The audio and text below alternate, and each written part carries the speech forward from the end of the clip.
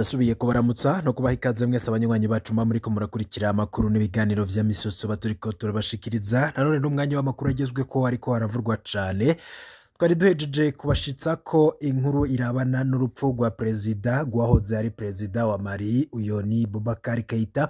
Tukaba twari twababwiye ko icamwishe kitaramenyekana, ariko hakaba hari amakuru mashasha duhejeje kumenya kucoba camuhitanye. Biratangazwa nande ese avuga ko yoba ari ico yazize boba bafatira kuki? Ivyo turaza kubigaruka ko muri ano makuru twabiteguye, turabe n'ukuntu mu muryango we vyifashe, amakuru ariko aratangazwa ndetse n'andi makuru ariko aravurwa yuko ngo hoba hari abantu binyegeje inyuma y'urupfu rwa Boubacar Keita. Ivyo turaza kubimenya muri ano makuru duhejeje kubitohoza, nibiriko biravurwa tugira tubibashikirize namwebwe mubenye ibiba biriko bivurwa ijya nino. Hari n'andi makuru atandukanye avurwa ngaha mu Burundi, naho turaza kuhagaruka tubashikirize amwe mu makuru agezweho ariko aravugwa cane, nayo twayabateguriye muraza kuyakurikira manido. Wipfuza kuraje mu mbere bashikirwa n'amakuru n'ibiganiro vyacu, rero tegerezwa gufyonda kuri subscribe canke s'abone kugira igihe dushize ko inkuru iraje gushikira mu ba mbere. Abari amakuru tubatohoreza yabari karavurwa mu bimenyesha makuru bitandukanye, amakuru tuvana mu masoko yacu, ivyavuzwe ku mbuga ngurukana bumenye ndetse n'andi yose mwamwaranyegejwe, ayo tuyatohoza twifashishije umurwa w'amenyesha makuru nkayatunganya nkayagushikiriza manido. Nizere ko rero mumeze neza.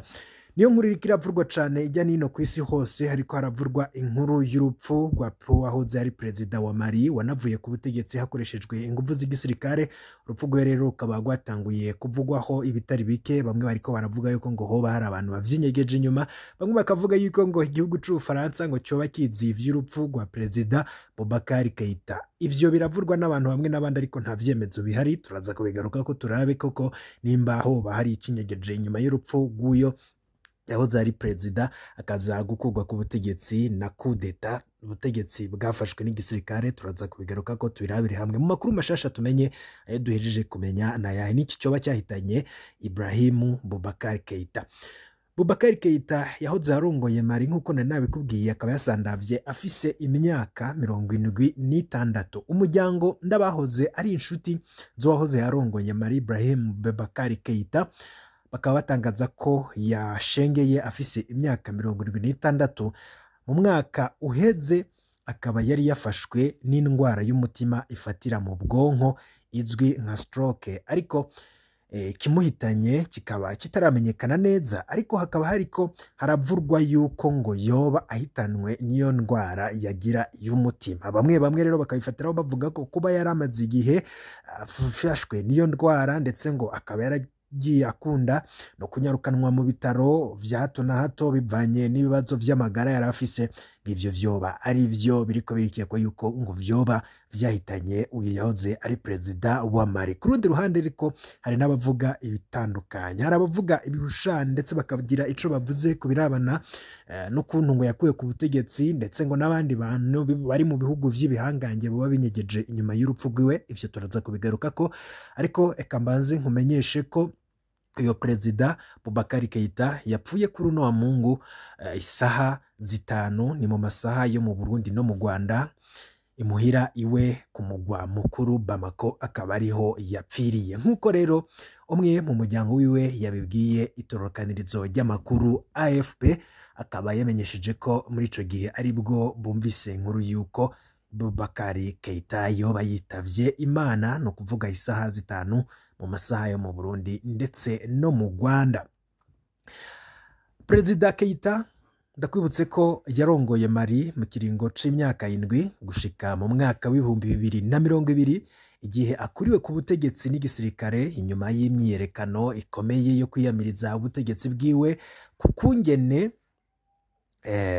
bwafata ikibazo c'inyeshamba ziyitirira idini rya Islam. Kuba rero perezida yarakuwe ku butegetsi hakaba harimo igipfungu, bamwe bakaba bariko baravuga yuko ngo hoba ngari abantu bagize uruhara mu rupfu rwiwe, bamwe bakaba bagiye bashira mu majwi ngo igihugu c'Ubufaransa ngo coba cize ivy'urupfu rwiwe, ariko ivyo ngivyo nabwo umuntu yobishingira intahe canke se nta vyemezo bihari, ni vy'abantu bamwe n'abandi bavuga, ariko akaba ivy'ukuri icahitanye uyo perezida kitaramenyekana, gusa bamwe bagafatira kuri iyo ngwara y'umutima yarasanzwe agwaye, bakavuga yuko ngo vyoba ari vyoba vyamuhitanye. Ibibazo rero vy'ubutunzi hamwe n'amatora yabayemwo induru navyo bikaba biri mu vyatumye haduka iyindi myiyerekano yo kwiyamiriza ubutegetsi bwiwe. Ndakwibutse kandi ko haciye indwi nkeya akuwe ku butegetsi, Boubacar Keita yarafashwe n'ingwara y'umutima izwi nka AVC canke stroke, aca rero asimbanwa muri Emira Zunze Ubumwe z'Abarabu kuvurirwayo.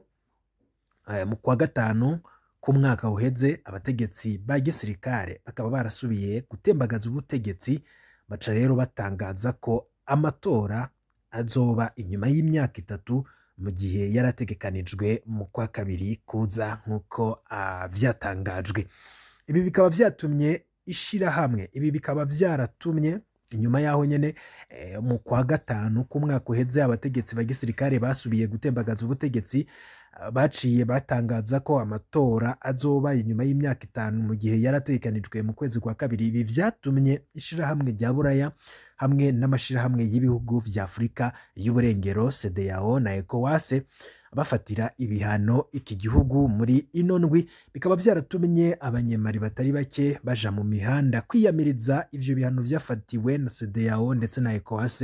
Ivyo byose rero abanyagihugu bakaba barabonetse mu mabarabara bari mu myiyerekano yo kwiyamiriza ivyo bihano igihugu ca Mali cafatiwe. Abagiye baravuga yuko rero ngo uyo perezida ngo yoba yishwe n'ibihugu vy'ibihangange, ivyo ngivyo nta vyemezo bifise, ivyo ni ivy'ukurindira umuryango wiwe ndetse n'abaganga bagatangaza vy'ukuri icoba cahitanye uwo perezida wa Mali. Akaba ari inkuru tubandanya kubakurikiranira, ibindi bishasha dushobora kumenya mukazobikurikira mu makuru yacu ataha. Tuve ku vy'ugo rupfu tunahoza umuryango wiwe, umuryango w'abanyemari bose ndetse n'abandi bose bari bamuzi n'abanyafrika muri rusange. Kadukurikire amwe mu makuru ariko aravurwa ngaha mu gihugu c'u Burundi. Haravuzwe inkuru ku mbuga ngurukana bumenyi no mu menyesha makuru bitandukanye ko wahoze arongoye diaspora ndundi yoba yaragiranye ibibazo na bamwe mu bagize inama canke se mu ndongozi zigize iyo diaspora. Wahoze rero arongoye diaspora ndundi akaba ahumuriza abarundi kubivurwa ku mbuga ngurukana bumenyi. Inyuma yaho havuzwe vyinshi ku rubuga ngurukana bumenyi ko wahoze arongoye diaspora ndundi yitwa Japhet Rajanti Ndayishimiye ngo yoba yavuze ko atemera amatora yabaye yashizeho indongozi nshasha za diaspora ndundi. Akaba rero yarayabeshuje ko atari vyo na gatoya. Yamenyesheje ati naho nari mfise uburenganzira bwo kongera kwitoza, sinifuje kubandanya, ari nayo mpamvu nashikirije izuba ryaka abagabo bashashe, ari nayo mpamvu nashikirije izuba ryaka abagabo bashashe. Si uno munsi rero noza kwivuguruza uyo avurwa sinjewe Rojanti. Mwikete yandikiye uwo yasubiriye Eric Niragira amusubirira ku gisabo yari yandikiwe, akaba yamenyesheje ko ashigikiye inzego zatowe, yibutsa ko umurwi ba diaspora baronkejwe ufasha gutegura amategeko yo ko woja ku kivi co gutegura amategeko ngenderwako kubera ko ari nayo yabaye intambamyi. Ati mbere aregereje ko dusubira mu gihugu, ati amatora nyezina y'amategeko akaba.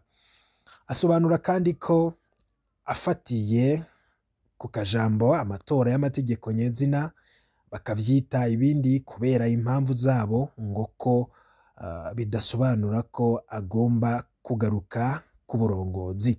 Arangiza avuga ati abarundi nibatekane babandanye ibikorwa ukuri kwamye kandi bafatanye munda, birinde guhuruza ku mbuga ngurukana bumenyi, bashire imbere ineza ya diaspora n'igihugu kuruta iyabo bwite.